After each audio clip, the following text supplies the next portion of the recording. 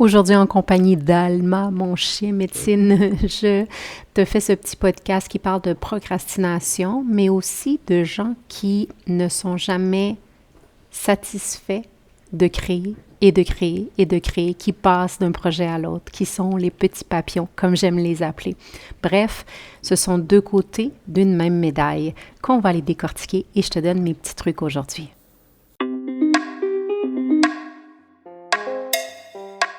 Namasté, bienvenue au podcast Sorcellerie Blanche. Ce projet de cœur a démarré en 2019 et on continue depuis. Si t'es ici, c'est que la sorcellerie blanche sous toutes ses formes t'attire. Tu vas donc entendre parler de chamanisme, d'ésotérisme, d'holisme avec des gens comme toi et moi. On s'inspire, on partage, on dédramatise et on se motive. Je suis Gaïa Charline, âme nomade et créatrice, passionnée de la vie, de chai latte, de conversations profondes, de planches à neige, de bulldog français et d'entrepreneuriat spirituel. J'accompagne des femmes médecines à transitionner vers l'entrepreneuriat spirituel en toute simplicité. Je pourrais te nommer les 1001 choses que je fais, mais je pense que le plus important, c'est que tu connaisses mon essence. Alors, bienvenue dans mon univers où ensemble, on se rappelle que la plus belle des magies, c'est celle qu'on porte à l'intérieur. Alors, on sort nos balais belles sorcières et on dépoussière ce qui est déjà là.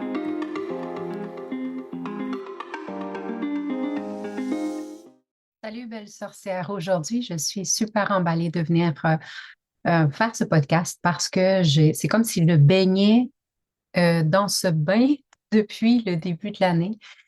Parce qu'il y a plein de gens autour de moi qui, entre autres mes clientes, beaucoup, mais aussi des femmes qui ont assisté au masterclass et tout ça, de la planification consciente que j'offre une fois par année. Et c'est un sujet que j'ai parlé parce que, oui, dans notre vie personnelle, ça peut arriver très fréquemment. Dans la vie professionnelle, quand ça arrive, ça peut être vraiment un désastre. Et aujourd'hui, j'ai envie de faire le lien entre la procrastination. Donc, ça, c'est l'état où on fait tout pour ne pas euh, se mettre en action, en fait, et aller à ses fins quand on fixe des objectifs, par contre. J'ai envie de te parler de la procrastination aujourd'hui et le lien entre une personne qui change toujours de projet et qui évite la stagnation, l'ennui et tout ça. Donc, le lien entre la procrastination puis le fait de changer toujours de projet, et ça, c'est une forme d'évitement pour éviter la stagnation, puis l'ennui, c'est souvent lié à une dynamique profonde entre la motivation, la peur et le besoin de nouveauté. Mais là, pour démarrer aujourd'hui, j'ai envie de t'expliquer un peu la procrastination. Qu'est-ce que c'est exactement? Parce que on pense parfois que c'est parce qu'on est indiscipliné ou même il y a certaines personnes de mes clientes qui m'ont partagé, je me sens paresseuse, mais c'est pas le cas en fait. Il y a des gens qui portent vraiment un gros sentiment de culpabilité parce qu'elles ne terminent pas les choses qu'elles commencent. Puis ça, c'est quelque chose que je vois beaucoup dans l'entrepreneuriat et ça peut être vraiment quelque chose de terrible parce que on ne met jamais fin à nos projets. Et j'en ai parlé beaucoup dans les dernières années, mais j'en ai encore parlé beaucoup dans les derniers mois parce que je sens que souvent, les gens ne vont pas aller jusqu'au bout de leurs rêves, de leurs projets, de leurs envies, par exemple, de devenir entrepreneur, et vont se maintenir dans un état de procrastination. C'est souvent un sentiment où euh, on remet les choses à plus tard, des choses quand même qui sont importantes, ou soit on ne les fait tout simplement pas, ou on les fait pas bien. Pas là, en tout cas, pas comme on le souhaiterait. Et souvent, on a tendance à penser justement que c'est parce qu'on est une procrastinatrice chronique. Euh, c'est des gens qui souvent vont être en désordre, qui vont arriver en retard, qui ont beaucoup de difficultés à terminer les choses ou même parfois les commencer tout simplement, hein. Et ce que j'ai envie de te parler aujourd'hui, c'est que la procrastination, c'est pas dû à la paresse ou à l'indiscipline en soi. En fait, c'est bien souvent un mauvais mécanisme d'adaptation. Et ça veut dire, en fait, ça a tout à voir avec la manière dont on a appris quand on était petit, petite à régulariser nos émotions. Puis, Parce que quand on pense à ça, procrastiner, en fait, c'est de remettre à plus tard un sentiment d'inconfort. On évite de ressentir des émotions qui nous dérangent. Et c'est pourquoi on va repousser ou on va ignorer ce qu'on devrait faire. Et ça, c'est quelque chose qu'on apprend parce que j'ai lu à ce sujet-là. Je me suis renseignée pour aller en profondeur et pouvoir accompagner du mieux que je peux les clientes qui font mon programme pour devenir entrepreneur. Parce que, comme j'ai, ça peut être un vrai défi quand on procrastine et qu'on souhaite devenir entrepreneur. Donc aujourd'hui, je vais te donner des trucs, je vais t'en parler plus en profondeur parce que c'est quelque chose qu'on apprend depuis l'enfance, en fait. Quand on, par exemple, on était confronté à une émotion négative, c'est très probable, pardon, qu'on a été puni ou que cette émotion-là a été invalidée. Donc, ignorer le problème ou le reporter, c'est ce qui a souvent protégé les gens qui aujourd'hui se considèrent comme des procrastinateurs. Quand on veut arrêter de faire de la procrastination, en fait, ce qui est important d'aller travailler, c'est de se débarrasser de ce mécanisme-là. Apprendre à réguler nos émotions pour reprogrammer tout ce qu'on a appris. Donc, c'est super important de se rappeler de cette chose qui est la base de tout. C'est qu'on repousse en fait souvent un sentiment, une émotion, quelque chose qu'on n'aime pas. Euh, Certaines personnes vont procrastiner, pas parce qu'elles sont paresseuses, comme je disais, mais c'est vraiment qu'on fuit l'inconfort. Puis, dans l'entrepreneuriat, ce que je vois, mais on peut aussi l'adapter dans ta vie personnelle, on a peur de l'échec. Donc, si je ne vais pas jusqu'au bout, je ne peux pas échouer.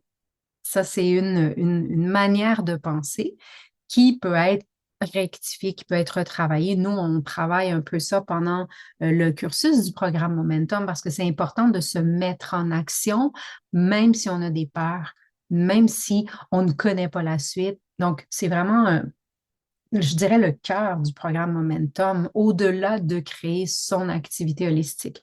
Une autre peur qu'on peut avoir aussi, c'est la peur du succès, dans le sens que si ça marche, est-ce que je vais être à la hauteur? Qui est en fait finalement la peur de l'échec. Mais il y en a plusieurs qui vont dire, j'ai peur du succès, j'ai cette peur-là du succès. Puis dans le fond, c'est qu'on a peur que si ça prend vraiment cette ampleur-là, qu'on ne soit pas capable de gérer.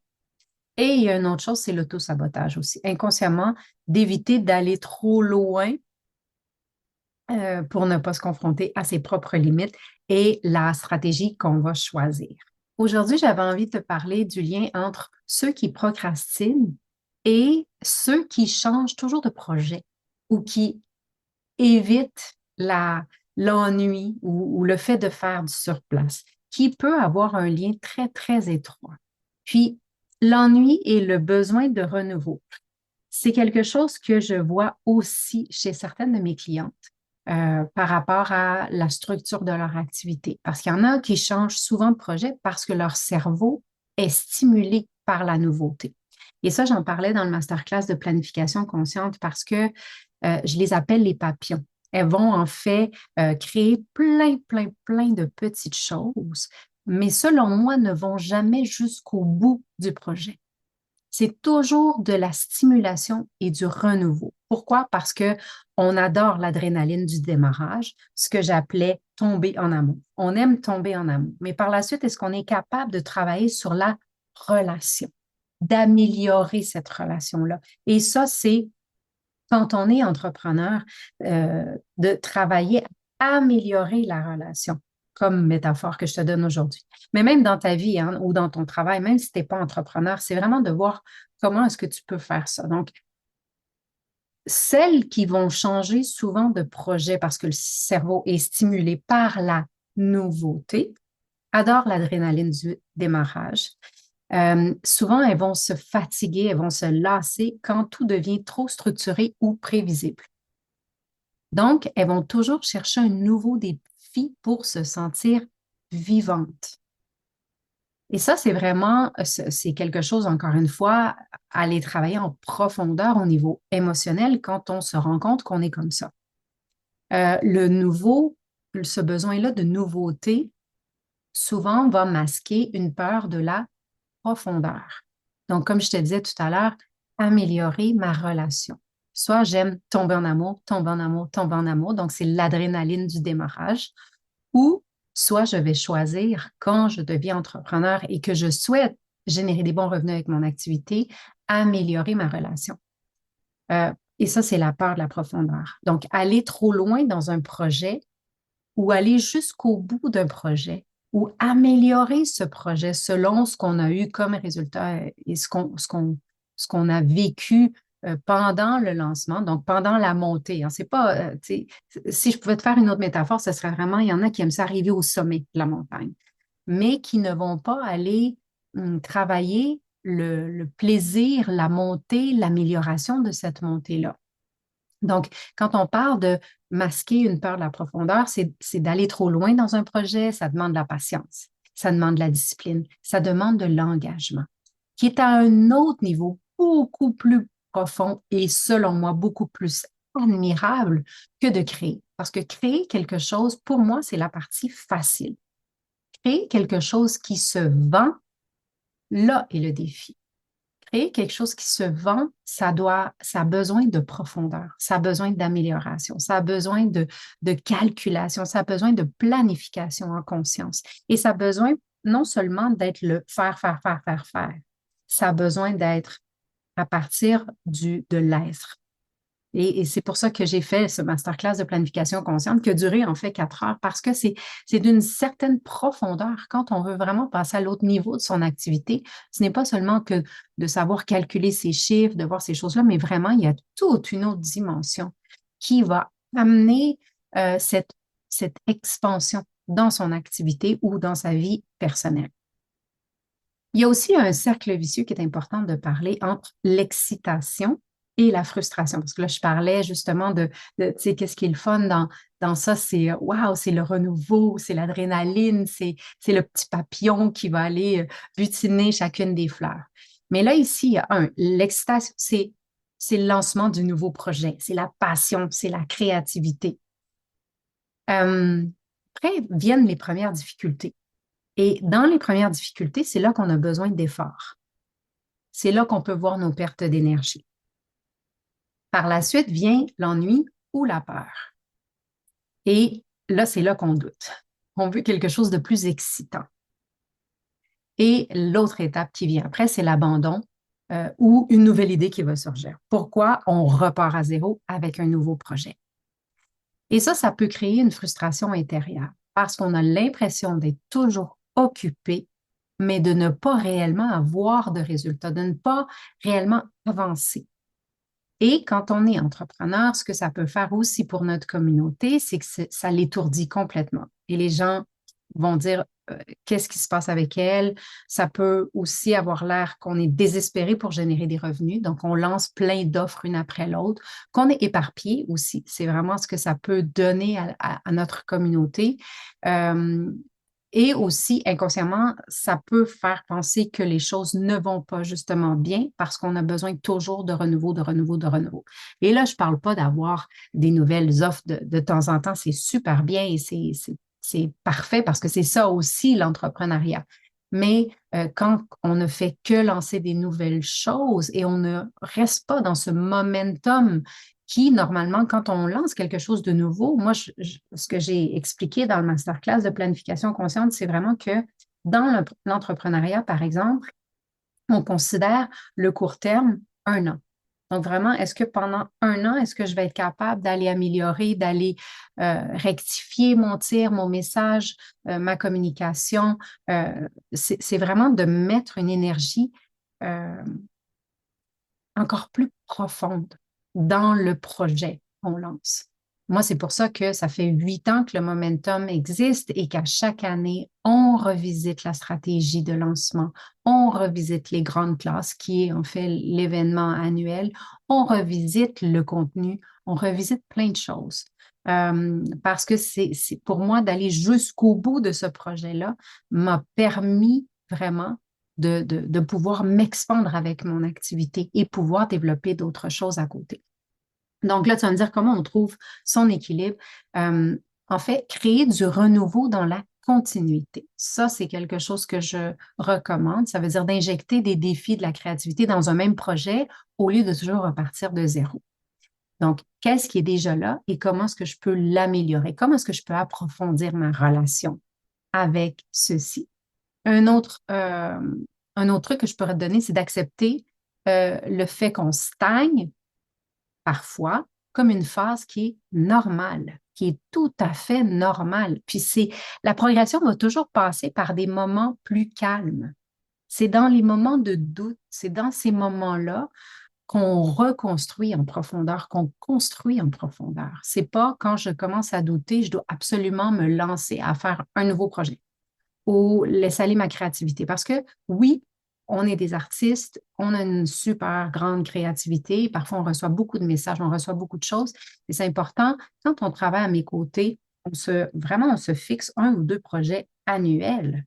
Mais ces projets-là, on y va en profondeur, puis vraiment en profondeur. C'est ça qu'on fait dans le programme Momentum parce que c'est pas que l'offre qui est importante, c'est tout ce qui va autour, mon état d'être.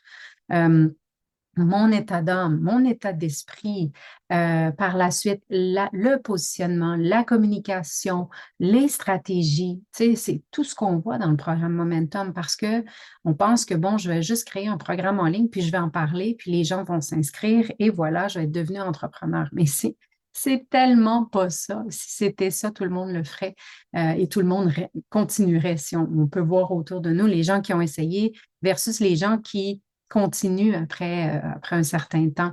Euh, c'est vraiment la différence entre les entrepreneurs qui ont vraiment compris profondément ce que ça inclut. Et c'est pour ça que moi, le programme Momentum, c'est vraiment un voyage parce qu'on va passer par toutes ces étapes-là. Pour moi, c'est pas que de te voir lancer ton premier accompagnement en ligne qui est important. Pour moi, ce qui me fait le plus plaisir, c'est quand je vois les femmes qui ont fait le momentum et qui ont encore à ce jour leur activité après 2 ans, 3 ans, 4 ans. Ça me rend fière. Euh, un autre truc que j'ai envie de te donner, c'est de se fixer un cadre puis des limites. Quand je parle de structure autour de la non-structure, ça, c'est moi. Travailler sur un projet sur une durée qui est définie avant d'en évaluer l'intérêt réel. C'est-à-dire que, tu sais, je ne vais pas me donner 2 mois, je ne vais pas me donner 4 semaines. Je vais pas... Il y en a, hein, j'ai des femmes dans mon Momentum qui, après 4 semaines, elles lancent leur truc. Elles font 8 000 euros, 10 000 euros. Un gros lancement, ça va vite, c'est rapide, c'est le fun, mais ce n'est pas la moyenne de l'entrepreneur, ce n'est pas aussi rapide. Puis il faut se le rappeler. Donc, c'est important d'y aller étape par étape. Moi, c'est pour ça que j'ai construit le programme Momentum en mettant des étapes concrètes de comment se positionner, comment lancer ces trucs, comment se questionner sur le projet au complet. Et par la suite, ben, on reprend cette même formule en soi, qui est une formule humaine et non une formule à la mode en ce moment, mais vraiment une formule qui permet par la suite d'avoir hum, euh, un guideline, comment on dit ça, une ligne directrice en fait pour mes futurs projets par la suite. C'est pour ça que Momentum, c'est bon à vie parce que c'est pas quelque chose qui est à la mode en ce moment que je t'enseigne. C'est vraiment les bases de l'entrepreneuriat holistique, l'entrepreneuriat spirituel, qui n'est pas du tout dans la même lignée que l'entrepreneuriat commercial et normal, qui est par exemple de vendre un produit qui est tangible. Euh, donc, un autre truc que j'ai envie de te dire, comment trouver ton équilibre dans tout ça, c'est comprendre tes schémas inconscients. C'est absolument, absolument important de les revisiter avant chacun des projets parce qu'on évolue, on se transforme, on change. Si tu penses que tu as réglé tous tes problèmes et tout ça, euh, je peux te confirmer que ce n'est pas tout réglé parce que c'est ça la mission de vie pour moi, selon mon humble opinion, hein, dans mon livre à moi, c'est qu'on a des schémas inconscients qu'on va peut-être alléger le temps d'une saison, mais par la suite qui vont se représenter, manifester de différentes manières. Donc, c'est important d'aller les revisiter. Puis comprendre ces schémas inconscients, c'est est-ce que c'est un réel besoin de changement ou une stratégie d'évitement? C'est vraiment les questions qu'on va se poser. Puis moi, je travaille avec la roue médecine chamanique que j'aime vraiment beaucoup, la roue originelle, parce qu'elle permet d'aller revisiter des schémas inconscients dépendamment de où j'en suis aujourd'hui. Donc, quand on démarre un nouveau projet, c'est vraiment la question, est-ce que c'est un besoin de changement ou c'est une stratégie d'évitement. Donc, dans ma stratégie d'évitement, je vais aller me lancer, je vais aller lancer des nouvelles choses, je vais aller commencer un nouveau projet, je vais commencer 5 nouveaux projets. Donc, je suis dans l'évitement de quelque chose. Et c'est important d'aller faire ça parce qu'on est des femmes médecine. La base de tout, c'est d'aller, moi, me guérir moi dans le processus. Un dernier truc que j'ai envie de te donner, c'est de transformer l'envie de nouveauté, comme j'ai dit au masterclass, transformer ton envie de nouveauté en une capacité d'évolution progressive. Et ça, sans abandonner chaque fois que la magie du début, là, la magie de tes pétillements va disparaître. Et ça, pour moi, c'est l'entrepreneur la vraie, celle qui va arriver à travailler sur ça, qui va aller en profondeur, transformer cette envie, toujours de nouveauté, en une réelle capacité d'évolution qui est progressive en soi, sans toujours changer comme le petit papillon, aller butiner quelque chose de nouveau parce que la magie du début va disparaître. Et je parlais avec une amie, justement, je lui avais fait la remarque un peu en lui disant, tu sais, peut-être ça. Puis, il y a des gens qui ont besoin de changement, qui ne sont pas capables de faire la même chose. Et c'est très comprenable. Puis, j'ai une créativité de feu. J'ai 3 millions de projets dans ma tête. J'en ai quelques-uns de développés, d'autres qui ont passé, d'autres que je n'ai pas fait. Et ça, je le comprends tout à fait. Par contre, il y a une différence entre est-ce que je souhaite vivre de mon activité? Et quand je me pose la question, je souhaite vivre de mon activité, je dois absolument développer cette part de moi qui va prendre goût à l'amélioration. Dans cette planification consciente, en fait, ce que je vais faire, c'est que je vais planifier l'amélioration de quelque chose qui me fait vraiment vibrer. Si quelque chose, si je travaille des années, des mois sur un projet et que aussitôt que c'est lancé, l'envie meurt, il y a clairement quelque chose de profond à aller travailler. Parce que sinon, dans toutes les autres sphères de ma vie, ça va toujours se répéter ceci. Il va toujours y avoir cette répétition, ce besoin de renouveau, parce que c'est un évitement en soi. Une personne qui change constamment puis qui crée toujours du nouveau, ça peut être vu comme quelqu'un d'innovant, de dynamique, mais également comme une personne qui va chercher peut-être à échapper à une forme d'ennui, comme je te disais. Cette quête perpétuelle de nouveauté, ça peut aussi indiquer un désir de stimulation constante, une genre de peur d'ennui ou une insatisfaction interne qui va pousser à toujours rechercher le plaisir ou le succès dans des cycles toujours renouvelés.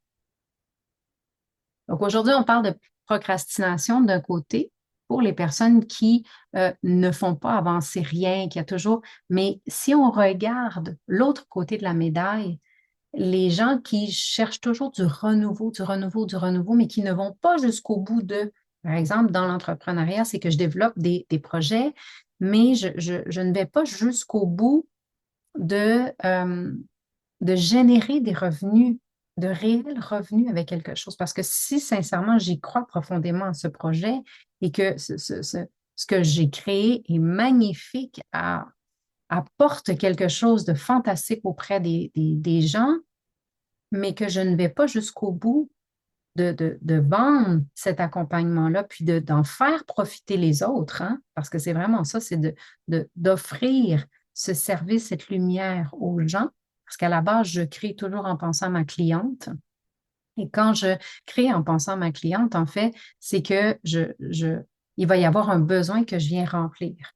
Et si finalement, moi, je laisse aller quand je vois qu'il n'y a pas de ventes qui se font ou quoi que ce soit rapidement ou que je m'ennuie tout de suite, c'est à se questionner si à la base, j'ai fait ceci pour ma cliente ou je l'ai fait pour moi.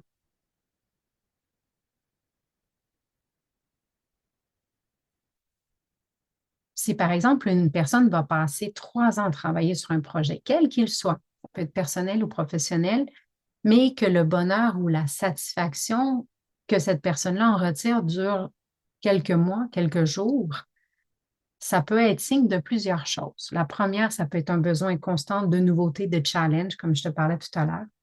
Cette personne a une forte volonté de créer, de se réinventer, d'amener du nouveau, mais une fois qu'elle va avoir atteint cet objectif-là, elle va s'ennuyer. C'est comme, OK, c'est fait, je ne veux plus. Puis ça peut être le cas chez des personnes qui sont hyper créatives, hyper ambitieuses, pour qui l'excitation se trouve beaucoup plus dans le processus que dans le résultat final aussi. Donc, le projet lui-même peut ne pas avoir la même intensité une fois qu'il est réalisé. Il y a aussi parfois, ce que j'ai observé, c'est une recherche de validation externe. C'est un bonheur qui va durer peu, qui pourrait également être lié à une dépendance à l'approbation des autres ou un besoin de reconnaissance. Et ça, on le voit évidemment dans toutes les sphères de notre vie. Peut-être que tu l'as vu dans ton travail. Si tu es entrepreneur, peut-être que même toi, tu as passé par là. Une fois que ce besoin-là est comblé, la satisfaction va disparaître. Puis ça devient nécessaire de passer à quelque chose de nouveau pour raviver encore une fois ce sentiment-là. Encore là, je te nomme des pistes, si tu te reconnais, de pouvoir aller approfondir, puis d'aller travailler, parce que c'est souvent des besoins de notre enfant intérieur, des besoins qui n'ont pas été comblés quand on était petite. Donc, on va refaire et refaire sans cesse, on va rester prise dans ce schéma-là et ça peut devenir très, très, très fatigant. Une autre chose aussi, ça pourrait être cette incapacité à juste savourer le présent. Parce que des gens qui ont besoin justement de butiner comme ça, comme je les appelle mes petits papillons, c'est possible que la personne soit tellement focalisée sur le prochain projet, la prochaine innovation, le prochain défi, parce qu'elle va sur les réseaux sociaux, par exemple, puis là, il y a plein d'idées qui fusent de partout et tout ça. Donc, cette personne-là, elle est toujours dans le futur. Elle ne prend pas le temps d'apprécier pleinement ce qu'elle vient d'accomplir ou ce qu'elle est en train de créer, ce qu'elle est en train de donner naissance. C'est comme si pendant la grossesse de mon enfant, je suis déjà en train de penser à la naissance des autres qui vont venir après. Puis ça pourrait être lié à une forme de stress ou d'anxiété qui est liée à la performance. Et un quatrième point que j'avais envie de te parler aujourd'hui, ben, c'est la peur de l'engagement. Comme je t'ai un peu décrit plus tôt, il y a certaines personnes, même si elles ont une grande capacité à démarrer des projets, à créer, à innover, elles peuvent avoir une difficulté à s'engager sur le long terme dans quelque chose. Puis ça peut être dans des relations hein, avec des gens, quelque chose de profond qui va amener paix, sérénité, tout ça. Elles peuvent ressentir une forme de satisfaction qui est sur le moment, waouh, mais se sentir piégé. Puis c'est un gros mot que je sors aujourd'hui, là. Se sentir prise au piège ou limitée à un moment donné. Et c'est ça qui déclenche un besoin de changement. Ça peut refléter vraiment un grand déséquilibre entre le processus créatif et la réalisation de soi, où la personne va se nourrir vraiment plus du challenge puis de la nouveauté que du plaisir qui dure et qui peut apporter une certaine stabilité ou la finalisation d'un projet. Puis quand je parle de finalisation de projet, c'est vraiment, c'est pas de dire, OK, je vais avoir 20 clientes, puis c'est bon avec ce projet-là, par exemple, si je travaille dans l'entrepreneuriat. Mais c'est vraiment de dire, là, je le sens, je suis allée jusqu'au bout. Tu sais, j'ai fait mes 8 ans, j'ai fait mes 5 ans, j'ai fait mon 1 an, je suis allée jusqu'au bout de ça. Ça me nourrit plus en soi. Je vois que mes clientes ont besoin aussi d'une transformation, d'un changement, je vais passer à autre chose. Tu sais, c'est des grands questionnements qui sont importants de se faire au lieu de dire, moi, mon besoin, mon envie de création est celui-là. Moi, mon besoin, mon envie de création est celui-là. Vous voyez? Donc, c'est de trouver cet équilibre entre les deux.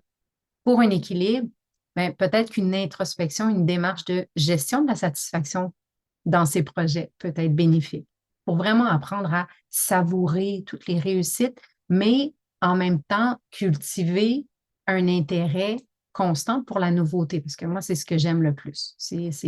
On est des artistes, on a besoin de cultiver ça. Puis là, tu vas me dire, oui, mais c'est quoi une personne qui est jamais satisfaite? Peut-être, elle peut faire face à plusieurs facteurs qui sont psychologiques, émotionnels, même voire sociétaux, hein. Il y en a de toutes les sortes. Puis, il y a quelques petites raisons qui pourraient expliquer ce phénomène-là. Par exemple, il y a le perfectionnisme. Tu sais, c'est souvent, les perfectionnistes ont des attentes irréalistes vis-à-vis d'eux-mêmes puis de leur environnement. C'est des gens qui cherchent toujours à atteindre des standards extrêmement élevés ce qui peut empêcher de justement profiter ou voir ses propres réussites, apprécier les moments de satisfaction. Tu sais, ça peut être, j'apprécie les moments de satisfaction, mais j'ai déjà hâte de passer à l'autre étape, là. Donc, ce type de gens peuvent euh, toujours voir des aspects améliorés ou des objectifs à atteindre, ce qui va créer une sensation du jamais assez. C'est jamais assez pour moi. Puis, quand je te parle ici d'aspects améliorés, c'est-à-dire que je ne suis pas satisfaite avec quelque chose. C'est pas dans l'amélioration que je te parlais tout à l'heure, par exemple, dans le couple que j'ai pris comme exemple, mais aussi dans le travail ou dans n'importe quelle autre sphère de notre vie. C'est bon de vouloir améliorer quelque chose, approfondir ceci pour aller réellement jusqu'au bout. Mais le perfectionniste, lui ou elle, vont toujours avoir quelque chose à redire. Donc, ce ne sera jamais assez comme ça. Il y a aussi ce que j'ai découvert en accompagnant des centaines, ben là, c'est plus de 700 femmes que j'ai accompagnées dans le cursus du programme Momentum, l'insatisfaction chronique ou la quête de sens. Il y a certaines personnes qui ont un besoin vraiment profond de sens puis de réalisation dans leur vie. Moi, j'ai même fait un quiz sur mon site web qui s'appelle Quelle est ta mission de vie? Parce que je sais qu'il y a des tonnes de gens qui sont dans cette quête-là. Puis, bon, quand on fait mon quiz, on se rend compte que finalement, je réponds pas à, je vais pas te dire c'est quoi ta mission de vie. Je vais plutôt te faire une introspection qui va t'amener dans une profondeur beaucoup plus, euh, euh, ce serait quoi le mot que je pourrais dire? Qui va t'amener encore plus de dimensions, puis qui va t'amener du sens, en fait, à ta vie. Mais ces gens-là, dans l'insatisfaction chronique, là, elles se lancent dans des projets, dans des quêtes, mais une fois que tous ces projets-là sont accomplis, elles ne trouvent jamais la paix intérieure ou ce sentiment de complétude qu'elles recherchaient. Tu sais, par exemple, il y en a qui me disent, ah oui, quand je vais avoir terminé ça, puis que je vais l'avoir lancé, là, je vais me sentir tellement réalisée. Ou quand je vais avoir fait 3 000 € par mois avec mon programme, là, je vais vraiment être tellement être bien, puis tu sais, presque tous mes problèmes vont disparaître et tout ça. Et ce n'est pas le cas. Parce que c'est vraiment quelque chose, c'est une émotion, c'est une décision qui se passe à l'intérieur. Cette insatisfaction-là, ça peut être lié souvent à un vide existentiel, hein. Un vide existentiel. J'existe pas. Je sens que j'existe pas. Ou à une recherche constante de sens sans jamais trouver un sens qui soit pleinement satisfaisant. Et là, je te donne des pistes. Je te répète aujourd'hui, parce que moi aussi, j'ai passé par des étapes comme ça. Et encore aujourd'hui, des fois, je passe par ces étapes-là. Donc, une fois que je mets en lumière, c'est quoi le besoin, qu'est-ce qui est derrière mon comportement, mes schémas, mes systèmes de pensée, mes émotions, mes vibrations, tout ce qu'on vit, eh bien, c'est à partir de là qu'on peut se responsabiliser et prendre action pour améliorer quelque chose en soi. Il y a aussi quelque chose que je vois beaucoup et qui freine beaucoup de femmes, qui nourrissent la procrastination, c'est la comparaison sociale. On vit dans une société où la comparaison est omniprésente, surtout avec les réseaux sociaux en ce moment. Il y a toujours, les gens ont donc ben, l'air d'avoir des vies parfaites partout. C'est incroyable. Les gens savent tout, les gens ont les réponses, les gens ont les clés, les gens ont tout, tout, tout, tout, tout pour faire que notre vie soit mieux. Et certaines personnes peuvent se sentir constamment insatisfaites en voyant le succès des autres. Et ça, c'est ce qui me fait le plus de peine parce que il y a plusieurs femmes médecines qui ne vont pas jamais se mettre en lumière, se positionner ou démarrer leur activité à cause de la comparaison sociale. Malgré le fait que moi, je demande de faire une grande détox, quand on entre dans le momentum, on fait une détox, mais certaines ne sont pas capables de continuer à faire ça. Tu vas me dire, comment est-ce que tu peux te positionner et faire une détox avec ton activité, par exemple, sur les réseaux sociaux, des choses comme ça? Il y a des manières de le faire et c'est ce que j'enseigne dans le momentum. C'est ce que je fais moi-même. Je suis en éternel détox des réseaux sociaux et pourtant je suis présente et j'ai des trucs. Et ces trucs-là, c'est la base de tout pour ne pas avoir une écœurantite aiguë des réseaux sociaux. Parce que sinon, qu'est-ce que ça fait? La comparaison. La comparaison fait que ça freine ma créativité, ça me remet en doute, je perds la foi et je ne vais pas jusqu'au bout de mes projets. Donc, euh, quand certaines personnes, justement, vont souffrir de ça, de la comparaison sociale, c'est qu'ils vont voir le succès des autres, puis elles vont sentir qu'elles ne sont pas assez, qu'elles n'ont pas atteint ce qu'elles désirent, elles y arriveront jamais.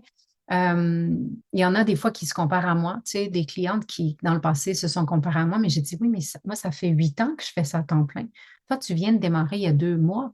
Et il faut se rappeler qu'on démarre toutes à la même place. Et la même place, c'est le début.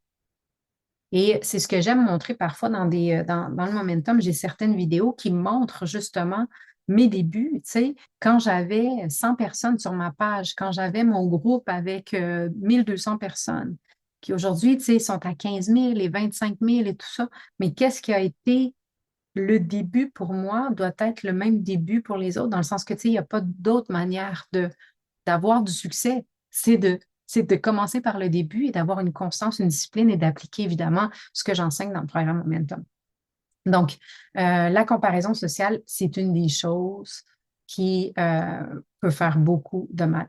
Il y a aussi les personnes qui sont jamais satisfaites, là, qui, de l'autre côté, un peu la procrastination, il y a cette recherche constante de nouveautés. Comme je te disais plus tôt, là, il y a des gens qui sont motivés par le besoin de nouveautés et de stimulation parce qu'elles se sentent comme excitées par des nouveaux défis. Mais une fois que ces défis sont comme enclenchés ou sont commencés ou même relevés, c'est là qu'elles vont s'ennuyer puis elles vont chercher autre chose. Ce qui fait que ça crée un cycle sans fin de jamais assez. C'est jamais assez. Puis ça, c'est un comportement qui est lié à une quête de dopamine. C'est l'hormone associée au plaisir puis à la récompense. Donc, il y a vraiment quelque chose à aller voir dans l'art originel ou dans notre enfance qui a été quelque chose qu'on a accepté, une programmation qu'on a téléchargée malgré nous, qu'on a accepté et qui s'est installé à l'intérieur de nous et qui encore aujourd'hui va être un comportement qui va un peu guider nos projets, nos envies, nos désirs, nos rêves. Et ça peut être, comme je disais, dramatique si c'est encore ça qui va guider nos projets. Parce qu'en soi, pour moi, si on ne va pas régler ça à la base, puis régler ça à la base, pour moi, d'abord et avant tout, c'est ce qu'on fait là, dans le cursus du momentum, c'est qu'en premier, la base, c'est de mettre en lumière. Parce que si je n'ai pas mis en lumière, je ne sais même pas que j'ai ça. Donc, je n'ai aucune motivation à aller le régler. Et c'est hyper important parce que sinon, ce que ça va faire, c'est qu'on va tourner en rond, on s'éparpille et on ne va souvent nulle part avec nos projets, qu'ils soient personnels, professionnels, dans n'importe quelle sphère de notre vie. Il y a aussi la peur de l'échec. Il y a des gens qui, par peur de l'échec ou de l'immobilité, vont toujours se pousser à en faire plus, en pensant que la satisfaction va juste venir avec plus de succès ou plus de réalisation. Souvent, ce n'est pas plus de succès, c'est plus de réalisation. Cette quête-là de vouloir toujours chercher plus de choses peut découler de la peur de rester bloqué ou une peur de ne pas évoluer. Tu sais, je peux penser que j'ai évolué parce que j'ai fait plein de choses. J'ai fait. Mais si je le fais encore dans le même état d'esprit qu'il y a 2 ans, 5 ans, 10 ans, et que j'ai encore ces mêmes peurs-là, et je fais les choses en conséquence d'un trauma ou d'une manière de penser profonde dans l'intérieur de moi, j'ai pas évolué. J'ai juste fait des choses. L'évolution se fait à partir de l'être. Puis l'évolution, c'est quelque chose qui est profonde, qui se voit pas nécessairement, qui va avoir des répercussions dans ce qu'on fait, évidemment. Parce que les choses, quand on va les lancer, quand on va les faire, vont fonctionner, il va y avoir quelque chose qui va couler parce que la source de créer ces choses-là vont être à partir de l'être. Rappelle-toi de cette multiplication que je parle souvent. Tu sais, nous, on nous enseignait, fais plein de choses, comme ça, tu vas avoir et puis plein de choses, et puis tu vas être plein de choses, tu vas être heureuse et tout ça. Mais tu sais, dans mon monde à moi, on désapprend tout ça. C'est soi d'une manière. sois toi. Sois de plus en plus authentiquement toi. Par la suite, tu vas pouvoir faire des choses à partir de cet être que tu es et c'est là que tu vas avoir des résultats. Puis dans ces résultats-là, ben, inclus évidemment l'argent si tu es entrepreneur. Une autre chose aussi qu'on peut voir des gens qui sont jamais satisfaits en soi, c'est de tout le temps cette culture de la performance. Puis dans beaucoup de sociétés modernes, il y a une pression qui est constante pour être performant, pour réussir, pour atteindre des objectifs. Je pense que tu en es très consciente aujourd'hui et c'est pour ça sûrement que tu écoutes ce podcast de sorcellerie blanche parce qu'on veut sortir de la matrice, on veut avoir plus de clarté, on veut s'éveiller, on veut s'ouvrir, on veut changer nos perspectives, on veut se changer soi.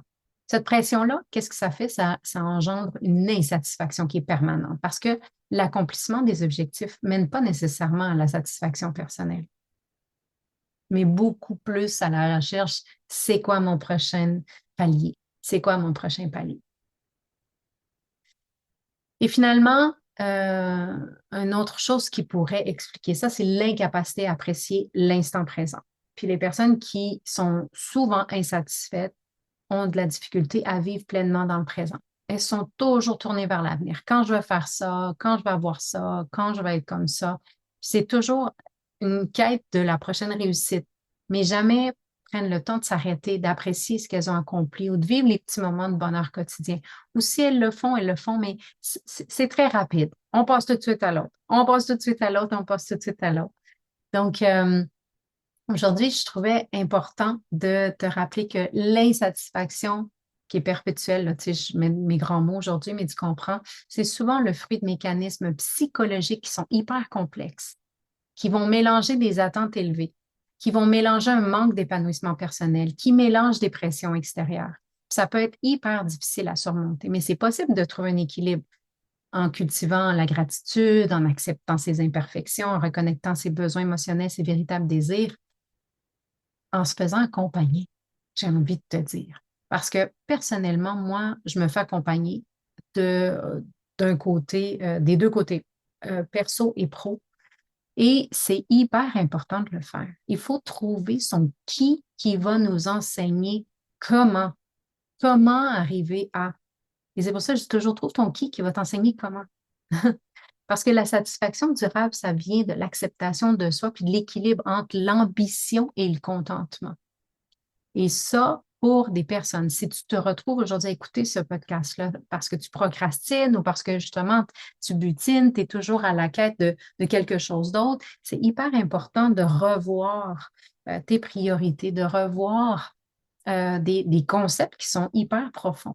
Puis moi, je l'offre évidemment dans le cursus du programme Momentum parce que c'est la base de tout pour moi. Tu peux repartir avec des stratégies, des techniques, tu sais, tout ce que j'enseigne dans le Momentum, mais à la base, pour moi, le plus important, c'est que tu repartes avec cette authenticité, cette intégrité d'être toi. Parce que tout ce que tu vas créer par la suite va te rendre heureuse et satisfaite et tu vas te sentir réalisée. Et ça, pour moi, c'est un momentum. Ce momentum de sentir ça. Par la suite, ce que tu crées, ça va prendre plusieurs formes, ça va changer, ça va se transformer, tout ça.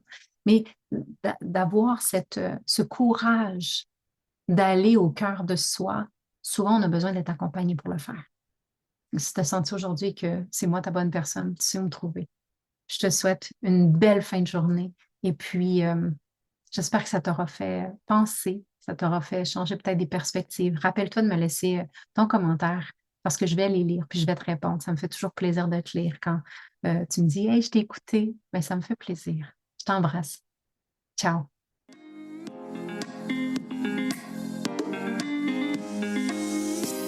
Si le sujet de la spiritualité t'inspire vraiment et que tu as un côté sorcière aussi, joins-toi à la tribu Gaïa sur les réseaux sociaux. Sur Facebook, la page Gaïa, @Gaïa Total, et le groupe fermé sur Facebook, Entrepreneur en devenir, ou sur Instagram, je suis Gaïa Total. Visite mon site web www.gaïatotal.ca pour en savoir encore plus. Au plaisir de te croiser. Waheguru, belle âme.